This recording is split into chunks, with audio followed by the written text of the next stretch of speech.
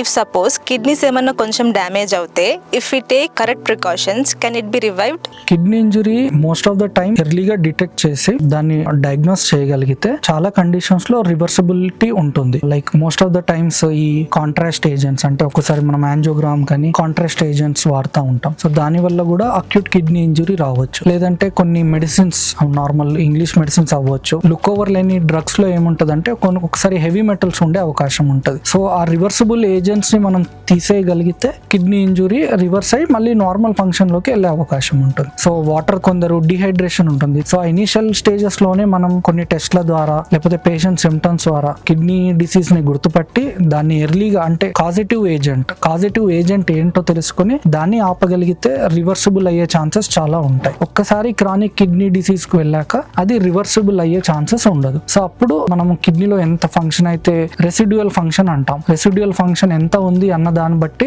ఎన్ని రోజులు మందుల మీద నడిపించవచ్చు, ఎన్ని రోజులకి ఎన్ని నెలలకి డయాలసిస్ మీదకి వెళ్తుంది అన్నది అప్పుడు GFR ఆర్ క్రియాటినిన్ వీటిని బేస్ చేసుకొని మనం చెప్పడానికి ఉంటుంది.